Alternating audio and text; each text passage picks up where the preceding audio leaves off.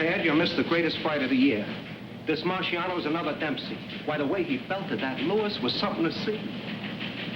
Lewis is through for real now. He should have quit while he was ahead. What are you doing here? I thought you were going home. Well, Rocky almost knocked him out of the ring. The kid's got a punch like a 10-ton truck. He'll be the next champ for sure.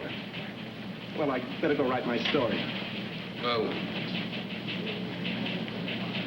I'll write the story. But you didn't see the fight.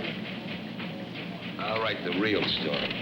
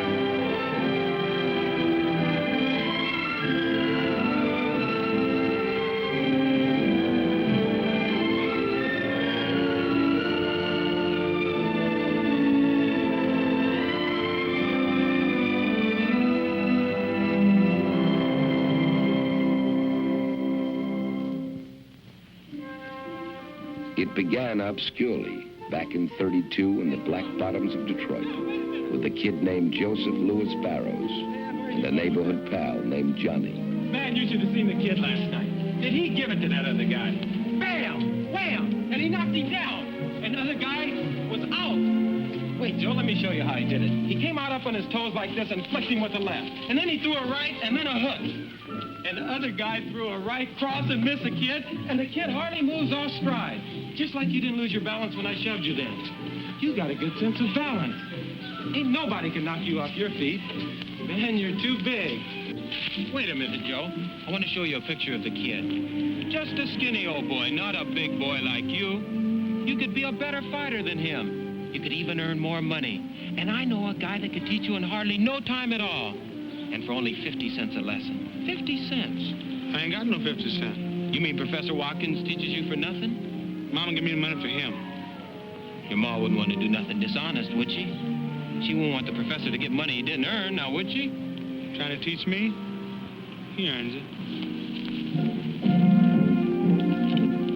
Suppose you don't show up. He can't earn it then, can he? I'll show up. I'm going there now. Now hold up, Joseph. Ain't no reason you gotta go just 'cause you started out. We can get derailed somewhere. No, my mom would be to death.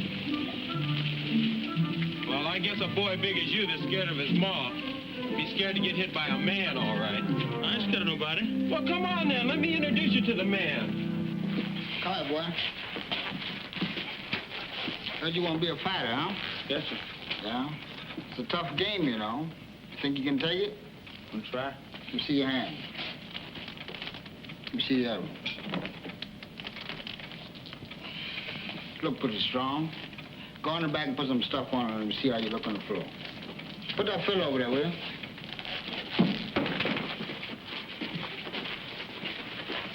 Snap that jab. Snap that jab. Put your hand all the way down. Okay. Put your hand out. Let me see how you can. Not like that. Like this. Bend over a little bit. Just like that. See? Now, jab in this hand. Not like this. This way. Hold your hand out. Let me show you. See? Snap it. Understand me? Do it again. That's it. Let me see this hand right behind it. Fast right hand behind it. No, a little bit faster than that. No, like this. You see your stick, up, fast. That's it. And then jab again. Let me see you jab again. Now, go ahead. Stick it a couple times. Double up on it. That's good. See? Fast right hand behind it. Now stick the left hand out. Stick it like you mean it. That's it. Stick a couple of times. Fast right hand. Let's go. That's it. Nice. Stick again. See if you can bring that hook back after that right hand. That's it. Right back sticking. That's right. That's right hand. Let's go. Let's go. Hey, Joe. You forgot that fiddle there, buddy.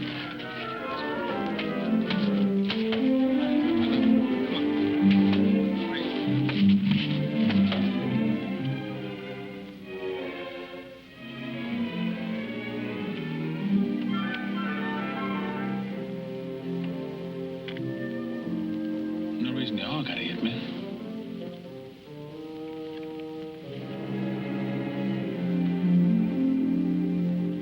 Jab again. Next time he jab, now you count with the right hand. Jab him again. As you see now, you got to hit with that right hand. Now you drop the left hand. You got to bring it up a little higher. See, now let's see you jab again. Go ahead, jab. No. You got to wait till after you jab. Then you counter with the punch. So you can't muff the punch right in midair. Now jab him again, Joe. No. See how you do? Like this. Can't you do like this? And bring it right back here. He can't hit you over this as long as you got this hand like this. Now jab again. Hi, Mom. You and I have a business conference to hold. Joseph, these are hard times, you know that. You know what it means to pay 50 cents a lesson for violin lessons. You know how hard it was for you to get that job at the factory. Well, for 6 weeks now, you've been coming home with a black eye, a cut lip, or a puffed up hand. And today, Professor Watkins comes to tell me that you haven't been to him in all that time. And now we find your name in the newspaper as a prize fighter. Semi-finals Friday night. Joseph Louis Barrow. Fair prospect. Well, Joseph. Mom, I didn't steal the money, Mom. I used it for business, Mom, and I'll pay it all back. But I'm learning something. I'm learning something that'll make us all rich. You'd be proud of me, Mom. You mean you have to learn to be a fighter? Yes. Where are you learning? In the gymnasium. I got promoted out of beginner's class in just 2 weeks. Why, Shorter Lennon is training me himself. He says I'm his prize pupil. Are you sure in your heart this is what you want to do, son? I know it's the thing I can do best. You must promise me that now that you're in this thing, you'll give it all your thought and strength. If you're going to do it, you've got to do it right. I'll do it, Mom. And I'll get that to you, and I'll make you proud of me, Mom. I'll give me all the things for you, for the family, for everything. Or maybe that's when it really started with Joe's mother on the porch when she said okay.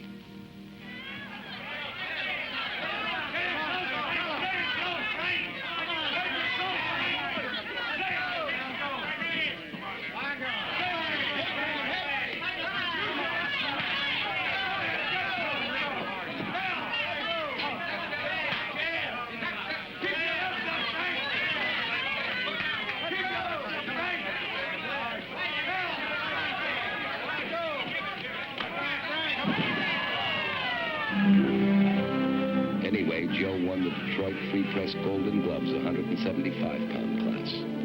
They gave him a trophy and sent him along to Chicago for the Tribune's glove finals. He was carrying a cardboard suitcase, one change of clothes, and the family Bible.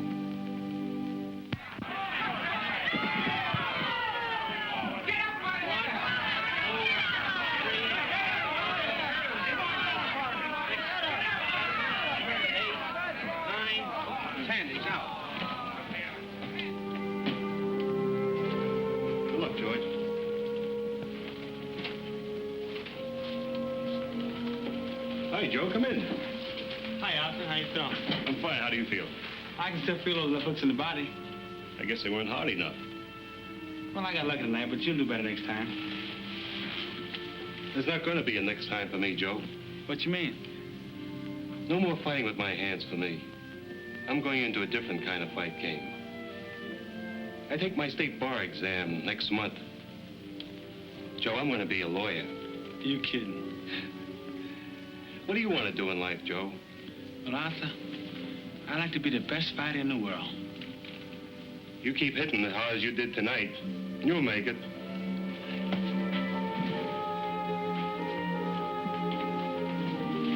Hey, Arthur, when you pass this law stuff and become a lawyer, I'd like you to be my lawyer.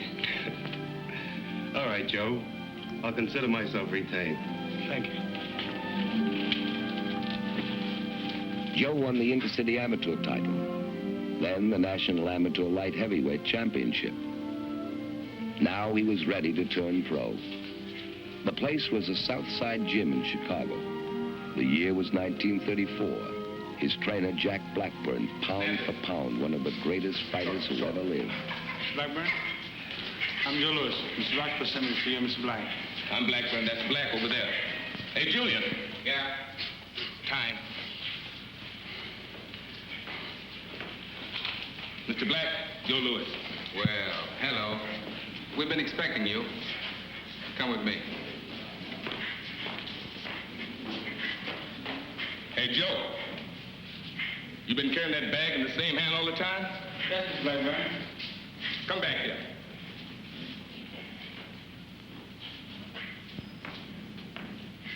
Move it to the other hand. A bag can pull you off balance. Use two hands. Let the bag work for both hands. The bag is something heavy enough to exercise you. Yes, sir.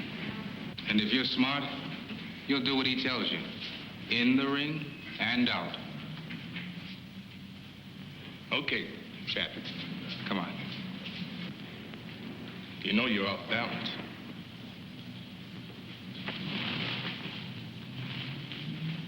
Keep that right foot back of the left. All the time.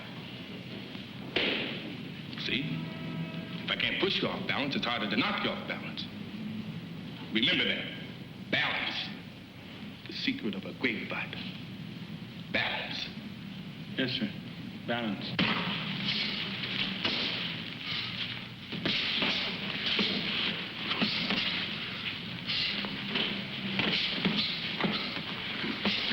Balance. Time. You got a pretty fair left hand, Chappie, but it needs working on.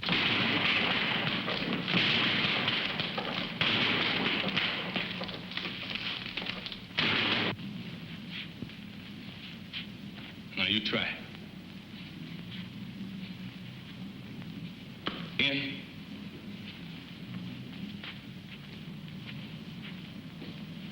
Now hook to the body. Keep your right hand up so you don't get hit with the right. Now to the head. There you go, Chappie.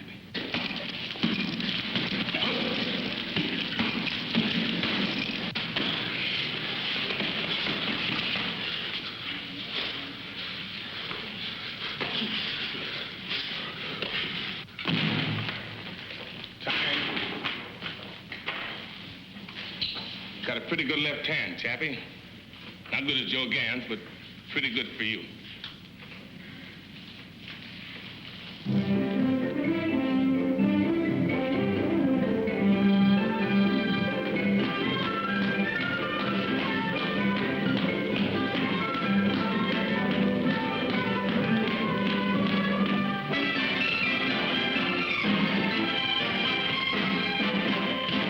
Okay, Chappie. You got a real sharp left now. Still not as good as Joe Gans. What could Joe Gans do so great? What could he do? Like Joe Gans could. Catch flies in the air with his left hand. That's what Joe Gans could do.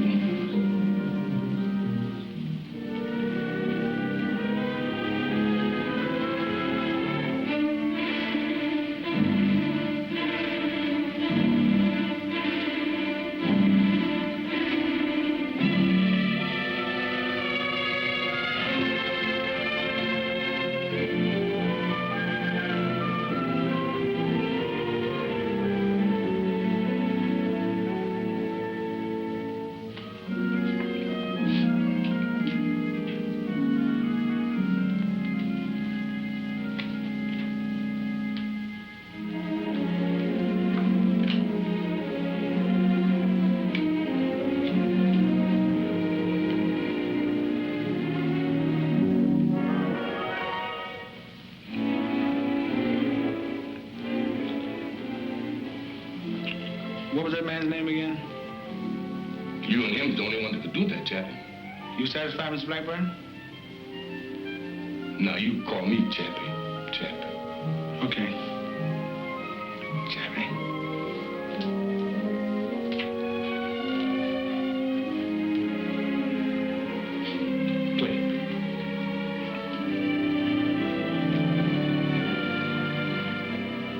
Joe came home to Detroit 8 months and 16 KOs later.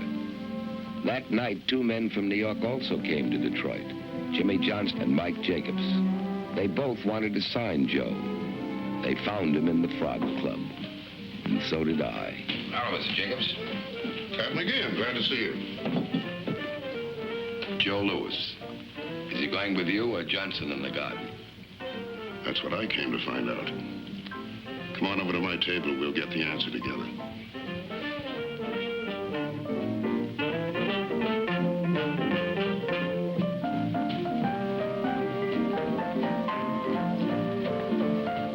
Which one do you want? Jacobs or Johnston?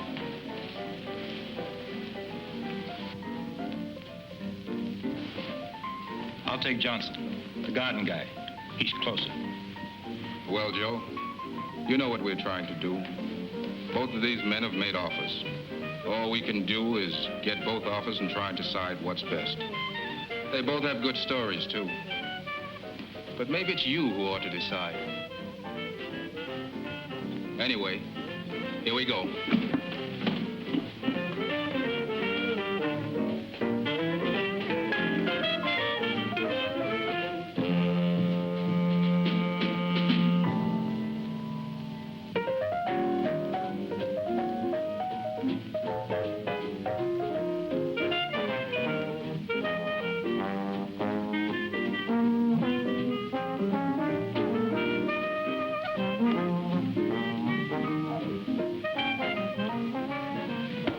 Johnson says he'll open Madison Square Garden to us, but he makes a condition. Jacob says he has the ballparks all tied up and can do more for us as an independent. What's the condition? We have to do things his way. He'll make the matches for Joe. The matches he sees fit to make. Does that mean handcuffs? I don't think so. How's it sound so far, Chappie?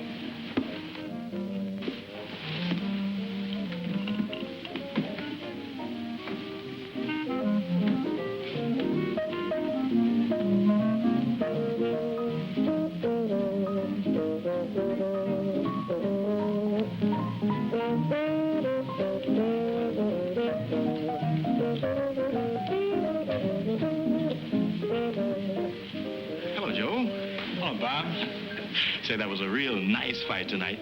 Thank you, Bob. We got lucky. You join me? No, thanks. We're leaving right away. Joe, this is my cousin, Marva Trotter. Marva, this is the Joe Lewis. I'm happy to meet you, Mr. Lewis. We've heard such wonderful things about you. Thank you. Are you a Detroit girl? No, I live in Chicago. I'm just here for a visit. Where about in Chicago? I'm in the book.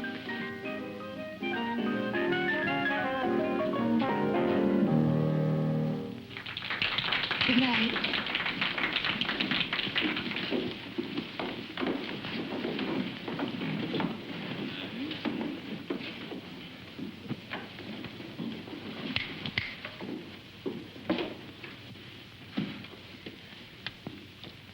Johnson says he'll make us $1 million. What else? Something one of the boys said. That we gotta remember Joe's a colored fighter. And as a colored fighter, he's got 2 strikes against him already. What did Jacob say? Jacob says he'll make Joe champion. Can he do it without the garden? I don't know.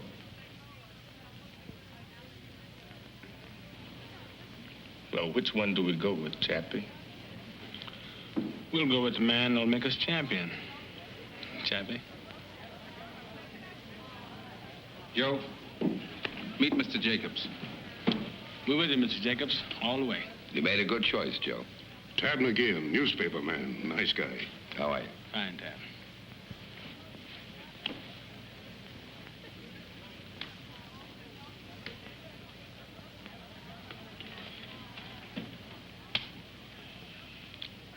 know something, Chappie? We're gonna have a lot of fun with that third strike. Joe was already a drawing card. They got him 5 fights in 25 days, then sent him on to New York for his first big-time fight with Primo Canara. We all came down to cover him at Penn Station and went along when he delivered a letter from Mayor Kelly of Chicago to Mayor LaGuardia. It was a big day for Joe, but not so big he forgot a girl back in Chicago. Yes, can you make this out? Well, I think so. Miss Margaret Trotter, 5220 Concord Street, Chicago, Illinois. Arrived New York to fight Carnera next week. Going to gym to work out. Have to box 6 rounds today. No road work tomorrow. Raining. Miss you, Joe. May I have your last name and your address for reference, please? Joe Louis, Pompton Lakes, New Jersey. Ah, yes, of course. Joe found out what they meant by the saying, the bigger they are, the harder they fall. Primo was big and he was game, but Joe got to him by the 6th and it was all over.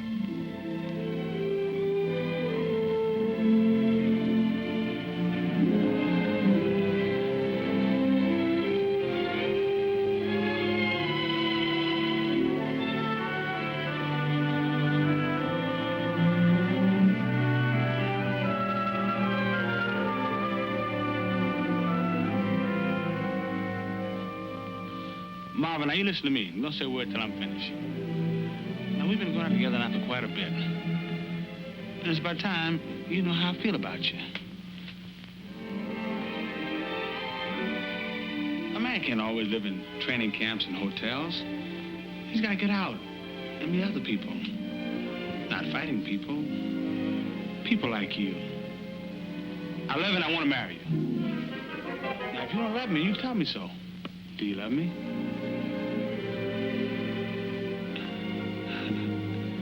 I can only say it like that.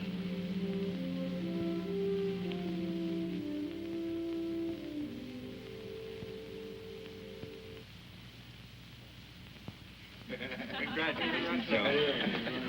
Congratulations. Yes. You're going to be very happy. Long and happy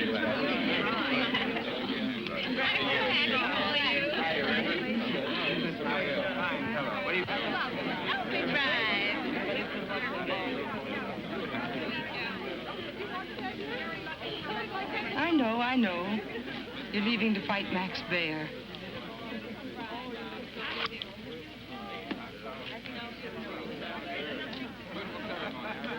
But I'll be right back.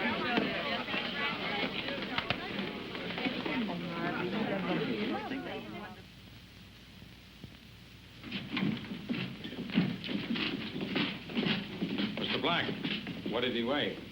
196.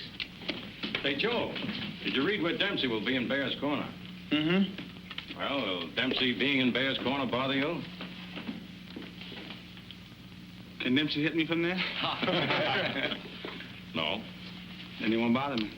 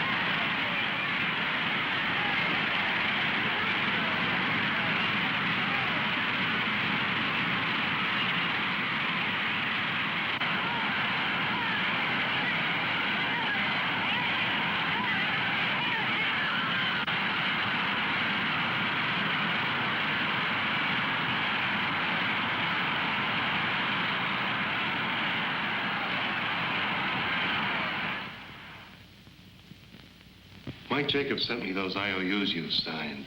What on earth did you need with all that money? Some fellas in Detroit. We got a business. Do you mean a business project? Yeah, that's the word. Several million people live in Detroit. Sometimes I think every one of them has borrowed money from you, Joe. I told you, it's a business project.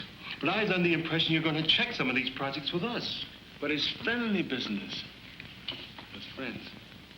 You're getting rid of money pretty fast, son. You can't keep it up at this rate. Don't worry, Arthur. If I need some more money, I'll get it from Uncle Mike.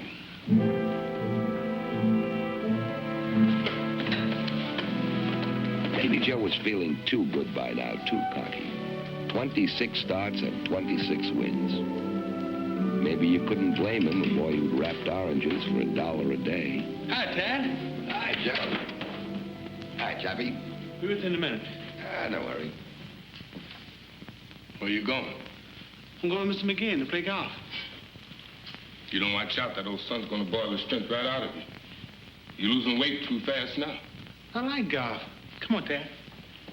We can call the game off if it's bad for him, Chappie. Come on, Tad.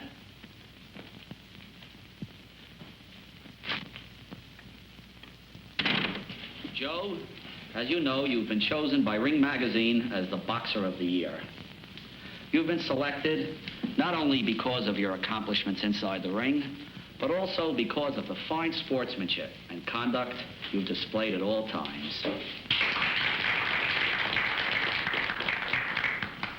Congratulations, Joe, and good luck. Thank you, George. And I'll do my best to live up to this. Well, I guess it's time to cut the cake, Joe. Remember, you get the first piece.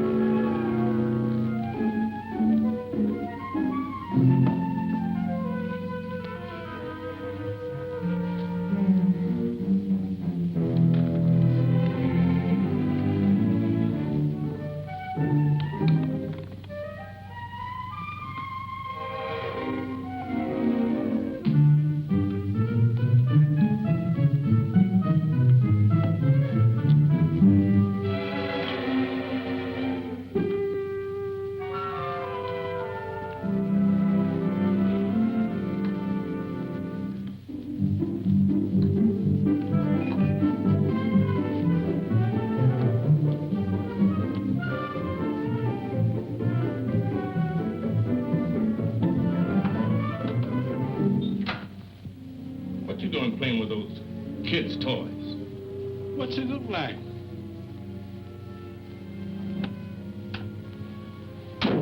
Why ain't you in bed resting like you should? Feel too good to rest, Chappie. You fighting Slim tonight. We'll be there. You ain't never fought no real first-class counterpuncher before. It's always first time. Drop that club and get into that bed.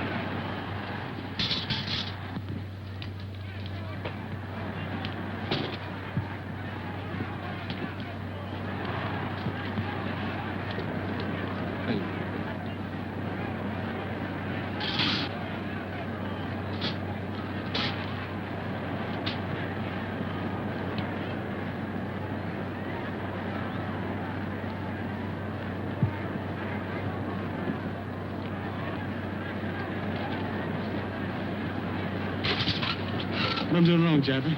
You're already done.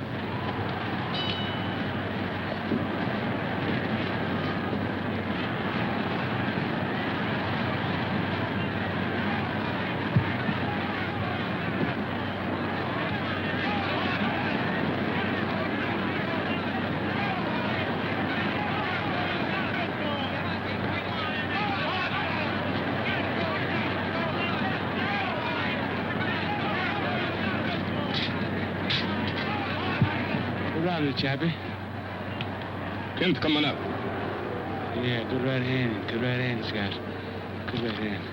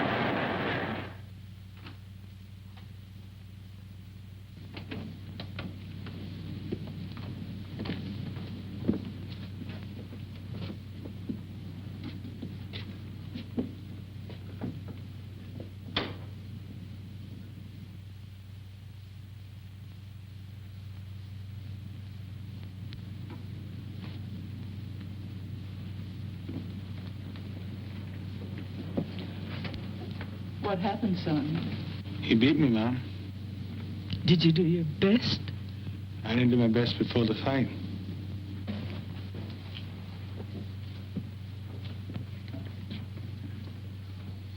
Joe, that punch he hit you with in the fifth, the foul, was that the big punch? He beat me fair.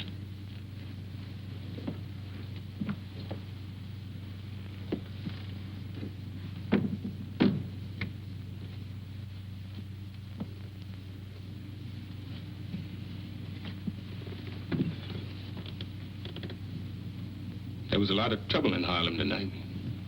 Gangs picking fights, turning over taxi cabs. Wasn't good. I always said that if I ever did anything to make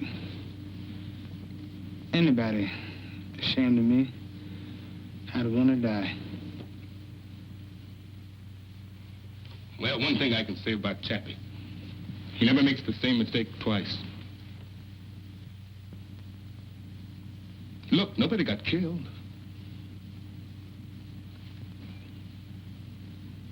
We just got set back a little, that's all. What we gotta do now is start afresh. Make up for that time we just lost. So you all got set back a little. Now you gotta make up for lost time. Lost time. You don't know the meaning of the word. Look at him. Nobody got killed, you say. How do you know? Were you in the ring? Was it your face on the floor? Joe was my husband. He belongs to me. He's not gonna end up like everybody else. Cut and bruised. Mom. Just a few more easy fights, that's what you said. An old fighter like Schmeling. Joe, can't you see what's happening? Honey, I've got to make it good to the people that counted on me. Counted on you? Counted on the money they make on you. What about me? What about us? Who's counting on that? Where do we stand? What about our future, Joe? Now, this isn't the time to talk about that. What better time than now? Look at yourself. What'll these people mean to you when all this is over? And what'll you mean to them? Why don't you leave him alone? Better still, why don't you leave us alone? How much of him do you want? Joe, we're losing something. Whatever it was we had, we're losing it. I don't know if we ever had. It isn't just a spite. It's us. Please, dear, take me home. And now for the headlines in sports. Max Schmeling, the former heavyweight champion, arrived here late this afternoon on the Zeppelin Hindenburg. The German boxer who knocked out Joe Louis last June informed reporters that German track and field stars in the recent Olympics all told him that they had been inspired to greater efforts by his victory over Louis. Schmeling said, quote, "The Fuhrer's heartiest best wishes accompany me to America," unquote. The former champion also said that I offered Schmeling $300,000 for a return fight, and he refused it. Of course, he'll only fight Braddock for the championship. So let him. You don't have to fight me afterwards. But the thing is, Joe, we don't believe that he'll hold still long enough for another shot. He's got to. It's only fair. Joe, it's not a question of being fair. Schmeling can't take a chance on losing to you. Hitler couldn't go for that. If he wins the championship, they'll never stop yelling about Aryan supremacy. They'll freeze that title so cold, nobody will get a crack at it. Unless some bum of their own.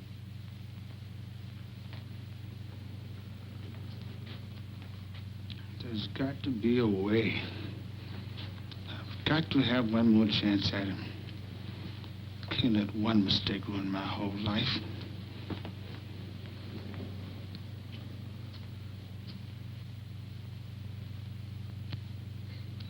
I won't let my people down. You hear what he said? Calm down, Chappie. There's got to be a way. There is. I'll call my lawyers, and then we'll talk with Jimmy Braddock.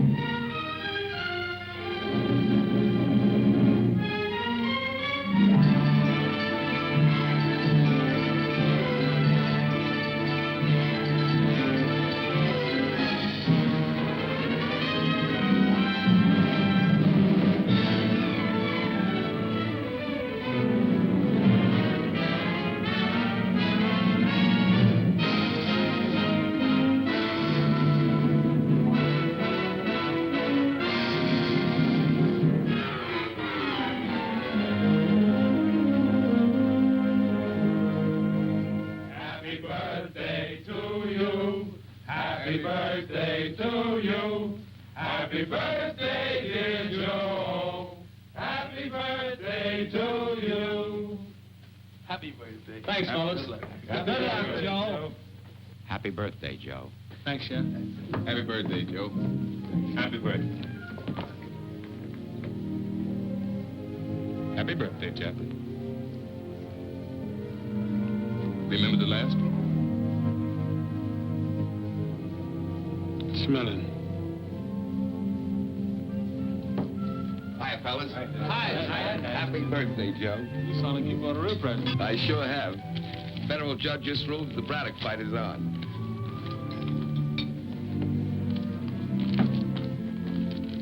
Dig right in, Chappie. Every trainer don't start until tomorrow.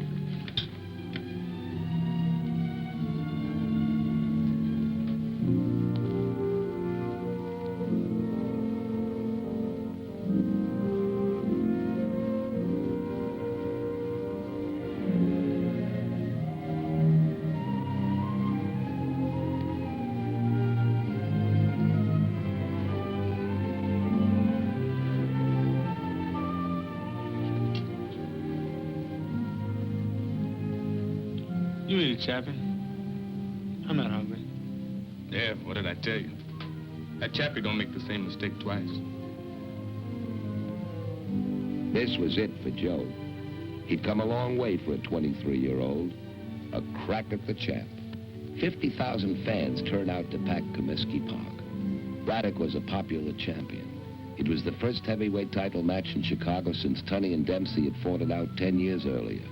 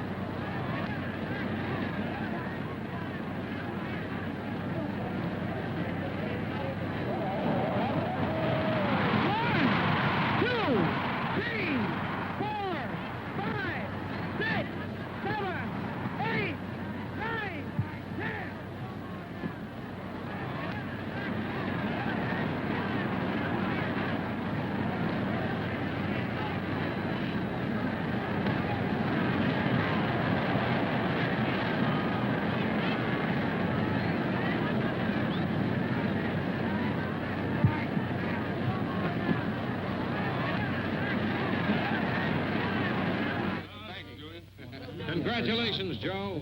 Thanks, Nick. We got lucky. You're the heavyweight champion of the world. Not yet, I'm not.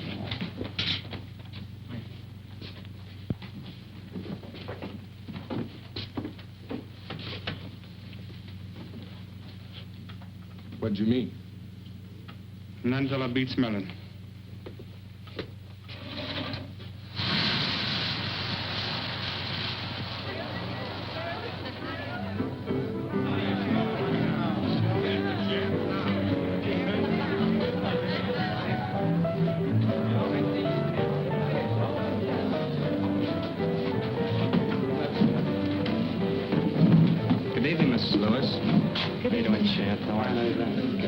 Show will be on in a minute. Thank you. Now, ladies and gentlemen, we come to the highlight of the evening. Accompanied by the Ellis Larkins Trio, the internationally famous songstress, Miss Anita Ellis.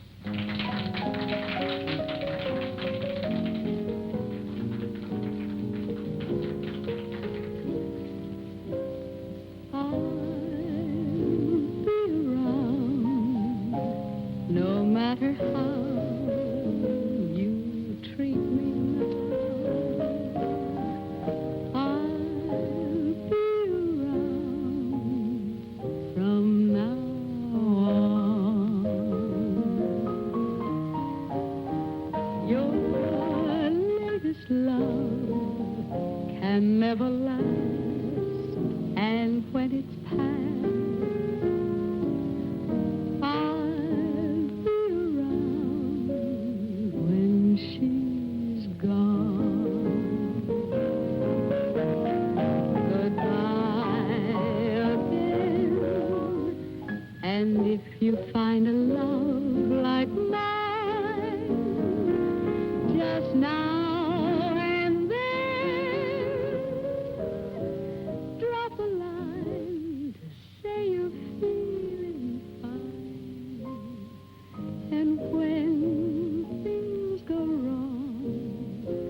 perhaps you'll see you're meant for me. I'll be around when she's gone.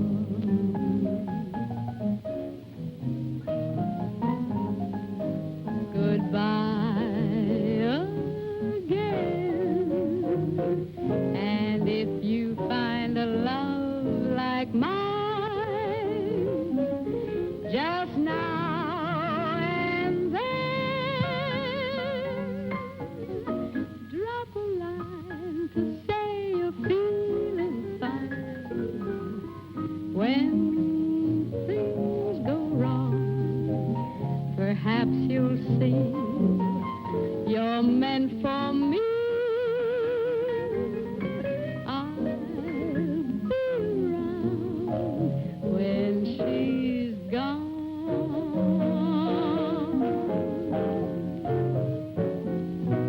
I'll be around when she's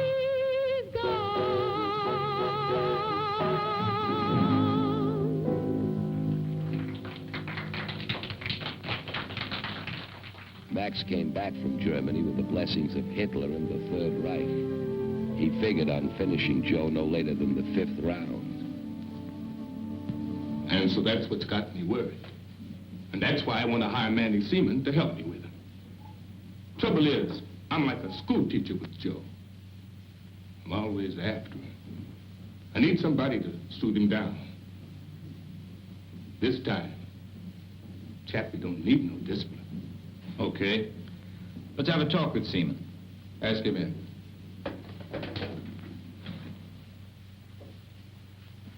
Surprised that Chappie needs help. Roxy, there's one thing about Chappie. We don't have to worry. He knows what he's doing. Mr. Roxburgh, Mr. Black, Mr. Manny Seaman. How do you do? Nice to know you. Have a seat, please.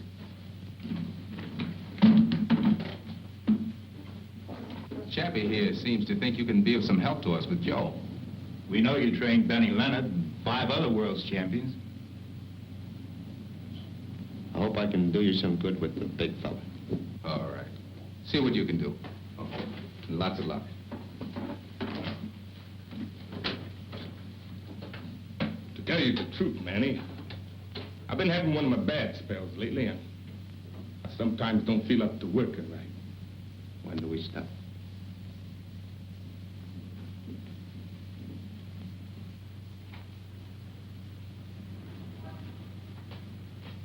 I don't know if I told you I got a box.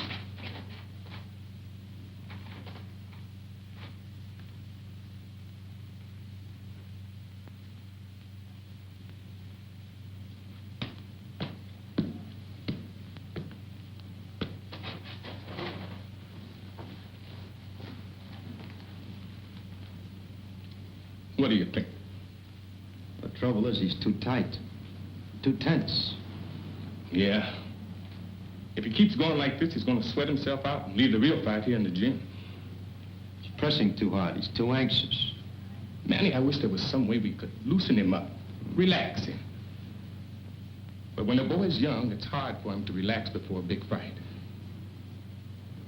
I remember my first fight with old Sam Langford. I was training hard. Sam Langford.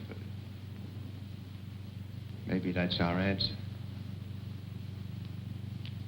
Old Sam. There you go, Manny.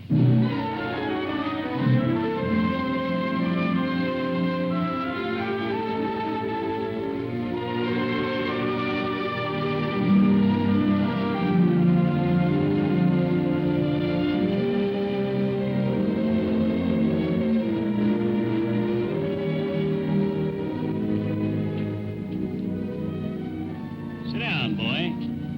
Gonna tell you a story. Who are you? How'd you get in here? I'm just an old fighter. Nobody but reporters allowed in this camp. How'd you get in? Old Jack Blackburn brought me in. Oh, well, I got things to do. So long. I said sit down, boy. If you don't sit down, I'll have to get up. And if I get up, I'll have to go lick that old Jack Blackburn again. You lick Chappie? That's something I gotta see. I can lick him all right. Licked him 4 times. Sit down, son. Nobody ever licked Chappie 4 times. You wait till I tell him what you said. Oh, nobody have to tell him. He's right there now, listening. I don't see him. He's not there. He's there, all right. You don't have to see him. I can feel that skinny old tricker. I ought to be able to. Hi, Sam. Good day, Mr. Blackburn. Chappie, you listen good to what old Sam Langford has to tell you. Sam Langford? Why, Chappie, he says he licked you 4 times.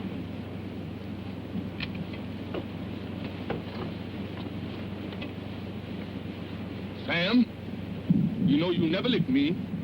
4 times you tried it, and 4 times it was a draw. Now, 3 of those times You know I licked you, Chappie, 4 times. Don't go lying to this young boy, Chappie. Sam, you know you never really licked me. No? You want me to get up and lick you again? I say good day to you. There you go, Chappie.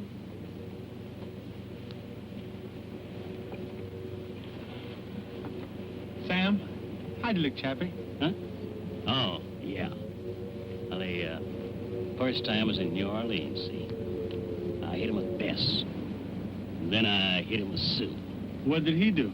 Then he knocked me flat down. Did he knock you out? No, not me, never. He knocked me down. I sat there a minute. I looked up, and there he was, standing right there over me.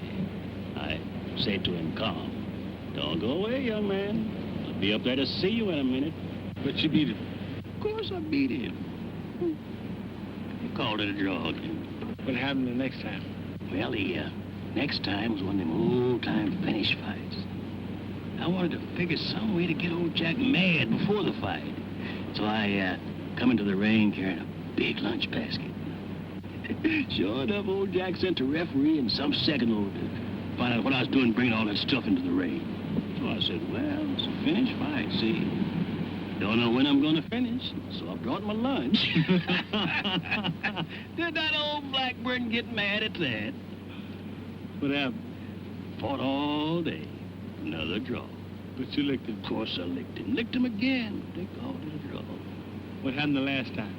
Oh, yeah, well, nothing much happened that time. But how did it come out? It was one of them no-decision fights, see, and, well, to tell you the truth, son, that's the one fight that, he might have won, maybe. You're a good boy, son. Got nothing to worry about.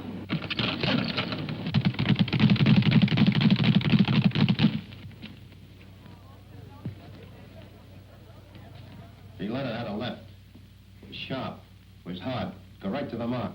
Chappie could tell you. That boy could hit with that right. Hi, fellas. Hi, Dad. I just came from Schmelling's camp at Nepodak. He gave me quite a statement. Sit down, Terry. Have some coffee. Yes, I had a very interesting conversation with him. Yeah? Tell you what he said. He said, having beaten you once, you'll have an inferiority complex that you'll never be able to shake off. You gonna see him again? Yeah, I'll be seeing him.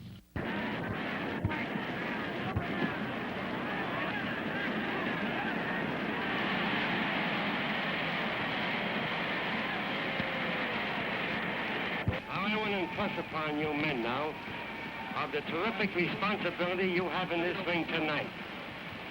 Not besides the unseen audience that is listening to this, but this great and enthusiastic crowd that have come out here and expect to see one of the greatest fights they've ever witnessed. There you go, Chappie.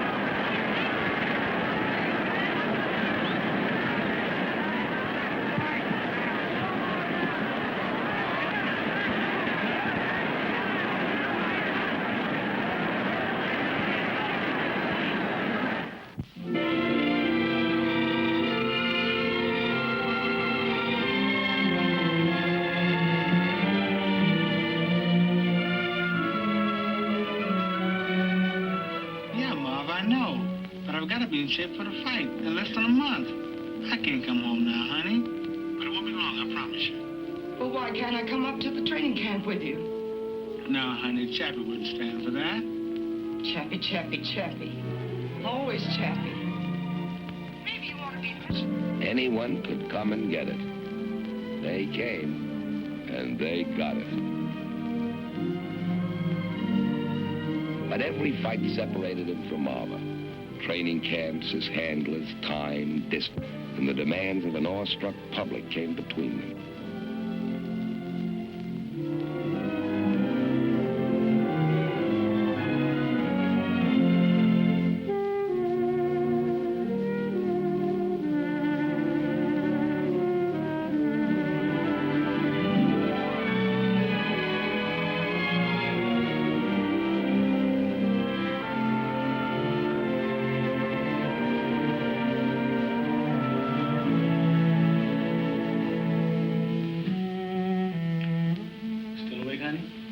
Since 4 hours ago, when you were coming back to take me to dinner. I'm sorry, honey. I couldn't help it. Seems like no matter what I want to do, there's always something I've got to do. Joe, how long can we go on like this? It won't be long, honey. We'll be together, and we'll have so much money, we'll be set for life. A fighting can't last forever. I want to make sure I've got a few good, sound investments, so you can have what you want. It's you I want, Joe. None of the other things mean anything without you. I'm afraid of what's happening to us. Joe, we've had plenty of time to think. Nights like tonight, days when you're gone. I know what it takes to do what you're doing. It's not easy, and I'm proud of you. Be with you. I miss you so much at times. Getting to feel it's a kind of weakness to want you.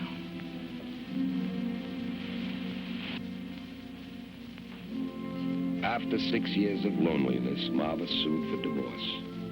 Joe didn't know about courts or subpoenas, but he did instinctively what more husbands might do to settle arguments.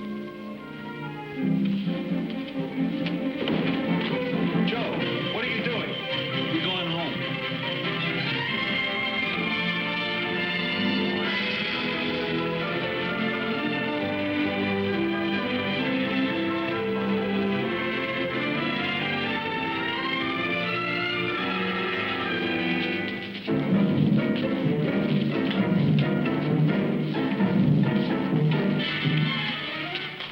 Manny. Jack. You better take Chappie up in there tonight. What's that?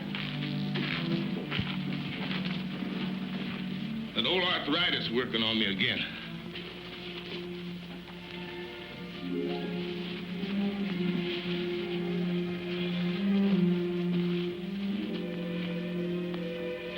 You go along with Manny, son. I don't think I could make it up them ring steps. Come on, Chappie. Make your promise. You'll only have to walk up those steps once. Okay, we go.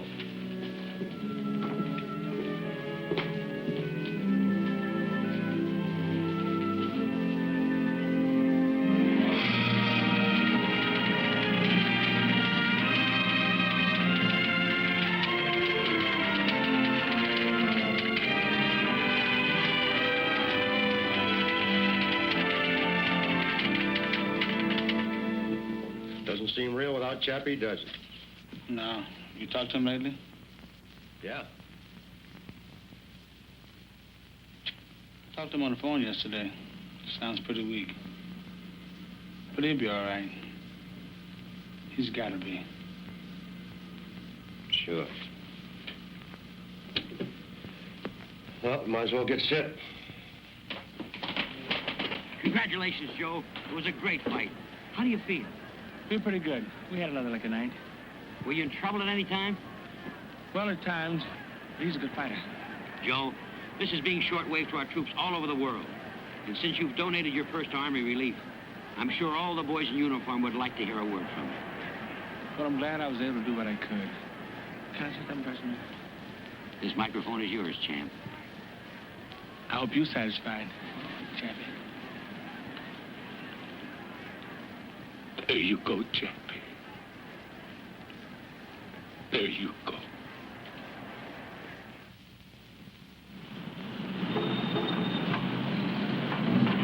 In 42, Joe left Uncle Mike and signed with Uncle Sam for $21 a month.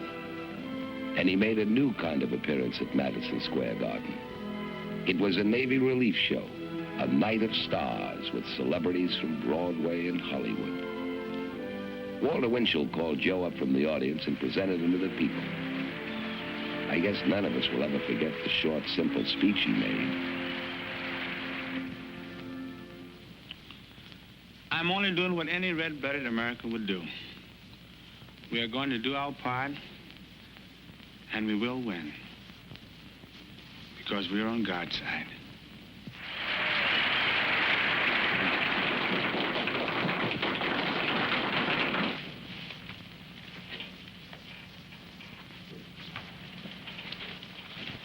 Sergeant Lewis.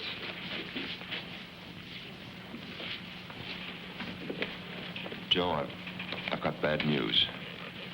Just got a call from Chicago. Jack Blackman's dead.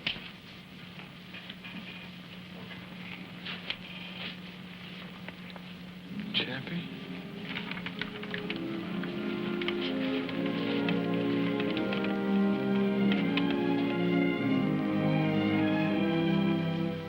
In the next 3 years, Joe traveled more than 50,000 miles doing morale work, talking to other GIs, fighting and refereeing for them and putting on exhibitions. He covered the 48 states, England, France, Italy, Alaska, and the Aleutians.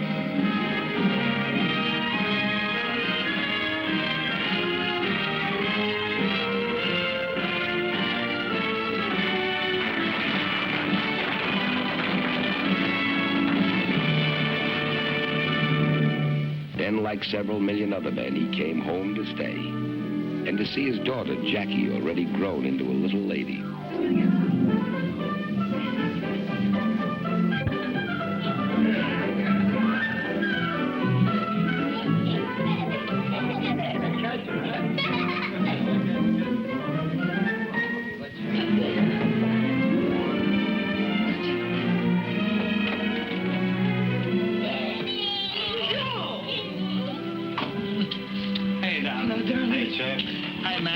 See you. We loved your letter. Did you have a good trip? Oh, wonderful. You love Daddy? How much? Put him in my house. Go put him, Manny.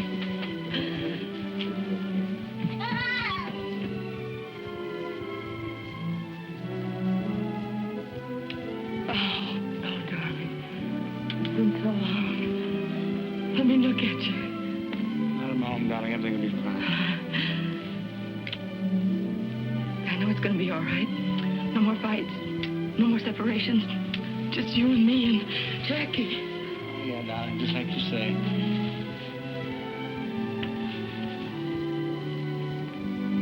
I'll give it to me straight. Without all the big legal words. How do I stand in the money department? The story is, Joe, that most of the money is gone. You'll never be in want, of course. There'll always be enough for you and your children. But the big money is gone with the big years.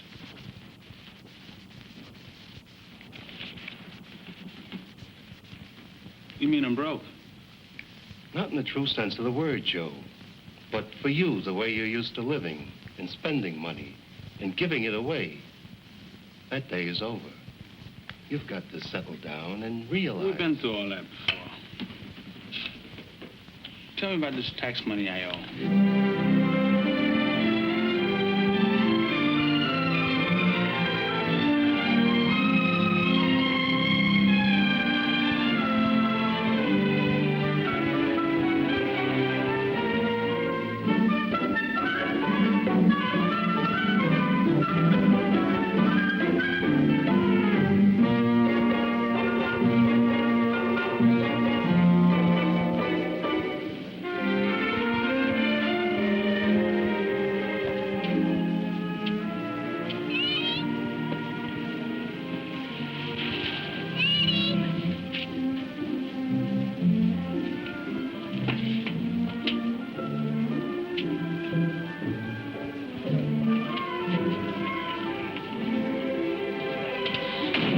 darling. Still love Daddy? How much? Put on my collar. Go over and see Randy. We thought we'd surprise you and drive down today so you can ride back tomorrow with us for Jackie's birthday party. Honey, I intended to call you about that. You see, I haven't much time before the fight. You wouldn't dare disappoint Jack. But, honey, if I don't get in shape, I'll disappoint a lot of people. Joe, what if we sold everything? Could we meet the tax then? Would you cancel your fight? No. Then we'd have nothing left. We'd have each other. We got that now. Have we? Joe, I don't understand you anymore. It isn't just me. You have a daughter now. She'll never be 3 years old again. But, honey, I can't break train to come to a party with a bunch of kids. But this is your daughter. But I'm a fighter. You're a father, too. Well, let's go, Joe.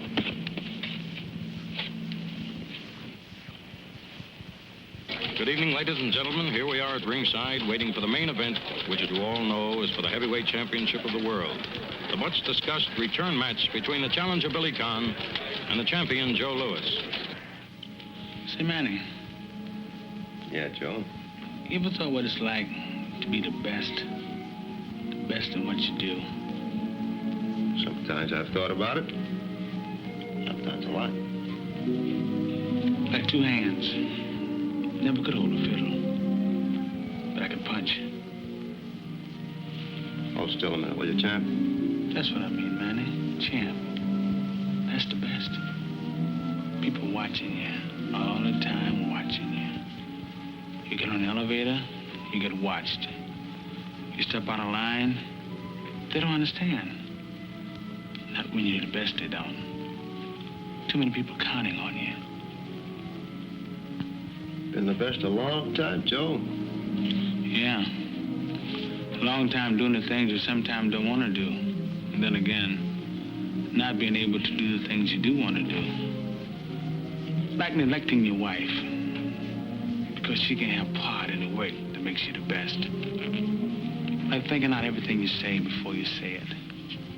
So nobody can call you big-headed. You've been doing it a long time now, Joe. And no complaints. So long, now it's all on my mind. Names, places I've been, people I've been with. Go on, Joe. Talk it out. That's it, Manny, I can. You and Chappie are the only one I ever said this, mister, outside of Marva. There's something I got inside, something I can't let out about. Now, look, son. You've been away a long time. You get a chance to look at things from the outside. You can't always put the pieces together right away. But you're back, champ. You're back to stay. Then there's that other thing all the time. What other thing? That stuff about 2 strikes. That makes it even tougher, Manny, to be the best. Because if I make one bad move, it doesn't only hurt me. It hurt lots of people. You're a big man, Joe. I keep thinking I used up my 3 strikes by now. Yeah, I know. Chappie told me about that a long, long time ago. There's one thing you never heard him tell. He told me. Chappie told you some secret? He said he figured the way you acted, you earned those first 2 strikes back. That Chappie. He never allowed room for mistakes. You know, man, he built me hard 2 or 3 times. I guess he had good cause. How's that feel, Joe? There you go. Are you ready? Ready? He's been ready all his life.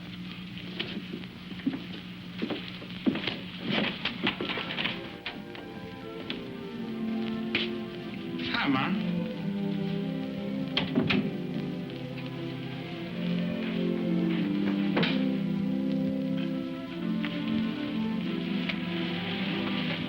What are you doing up so late? Marva asleep?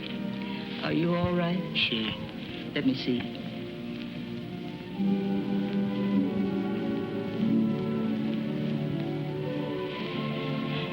heard it over the radio. The way it sounded, I thought you were hurt. Billy wasn't fooling. Sure you're all right? Sure, darling. Stop worrying. Go to bed. Good night, darling. Joe. Yeah, Ma?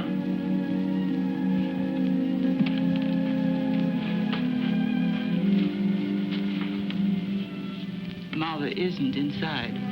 She went out? She's gone home. To Chicago. Chicago?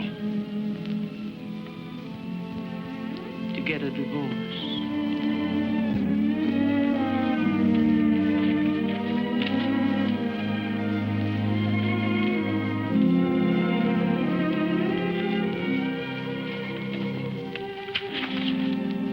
Well, it's all settled unless you have some objections.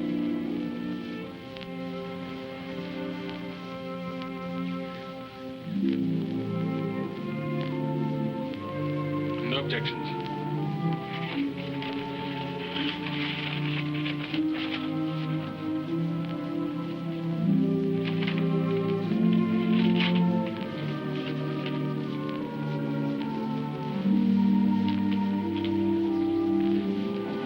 To pay off his debts, Joe fought exhibitions from coast to coast through Central and South America for the next 2.5 years. Finally, he made the announcement all his friends had been waiting to hear. Boys, I got news for you. You listen too, Arthur. I promised my mother tonight, win, lose, or draw. After tonight, this is my last fight. So as of now, I'm retired. Well, that is good. I'm going to get out of here. Gee, Joe, you don't know how glad I am. Hey, man. I'm sorry I'm late. How are you, champ? Hi, Tad. Hi, Sam. Hi, Ted. Joe and I were just cutting up a few old jackpots. How's your golf game? Oh, still slicing it. Can't break 90. What do you want to see me about, Tad? Well, there's something I wanted to talk to you about, and I thought Sam might like to hear it, too. Thank you, Ted. There's a lot of talk around, Joe. Talk? What kind of talk? About you coming out of retirement. Word that they're going to match you with Ezra Charles. People always talking. Pay it no mind. Well, I'd rather say it to you than have you read it in my column. If I don't write it, somebody else will. If you're thinking of coming back, Joe, don't do it. Maybe I got a good reason to come back. Yeah, the boys wouldn't like to see you try. I'm not worried. Why should they? Because they're your friends. And because they don't think you can win. The people want to see you stay up on top where you belong, Joe. There's lots of things you could do as the retired and undefeated champion. Keep it that way.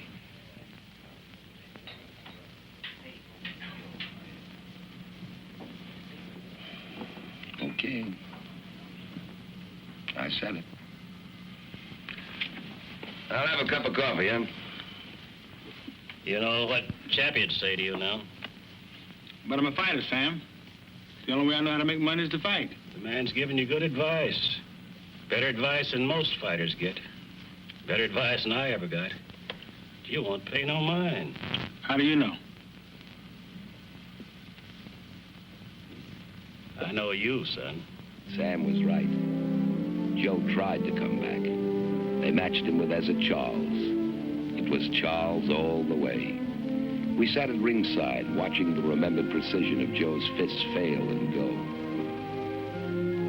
And then was October. Joe was to meet a 28-year-old from Brockton, Massachusetts, unbeaten in 37 fights. A kid named Rocky Marciano.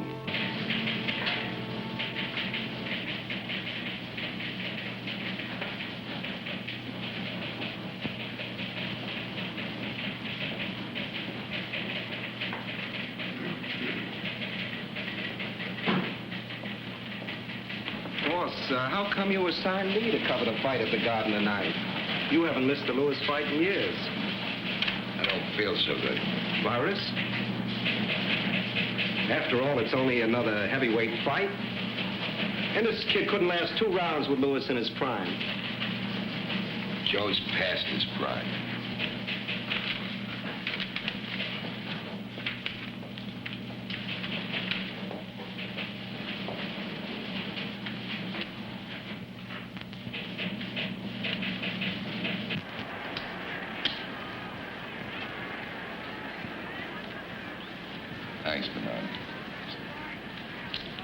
feel like bucking the crowds tonight, Mr. McGinn? I get nervous in crowds. You're a good friend of Lois, Mr. McGinn. Is he in shape? Warm this up, will you? Yes, sir.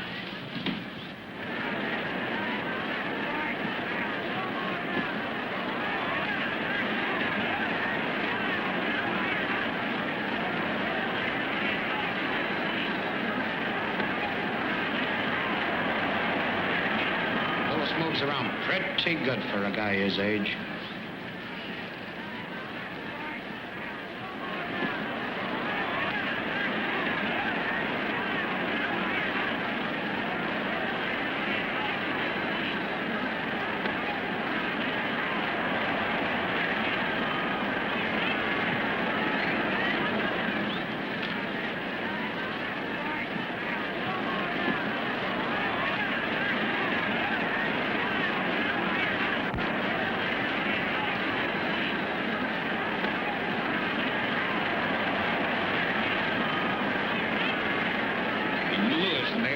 Kid with his right, you look out. Lewis got to catch him first. He looks real tired.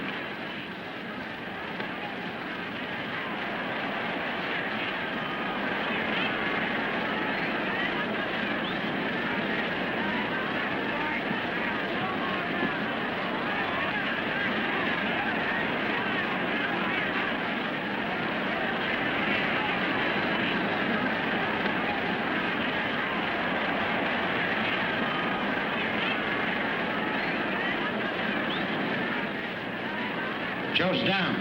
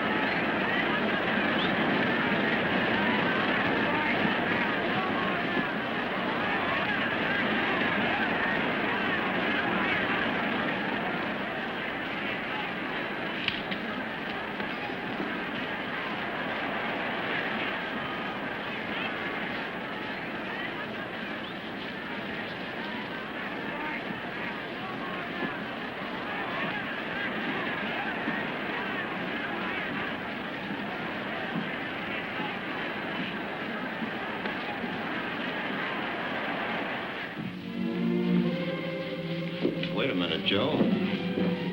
I'll go with you. Thanks, Manny. I'd rather go alone.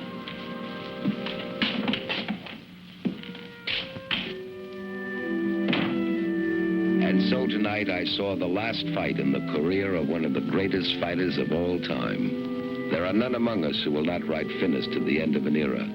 Those of us who have come the full road with Joe Louis. From an open-faced cabin in an Alabama cotton patch. From the early days in Detroit. Through the years when no man but Schmeling ever stood over him for the long count. Those who watched him grow, a taciturn boy, into a manhood he made rich with his great goodwill and deep humility. Those among us who saw in his rise a bright and permanent hope for all kids who start on back streets.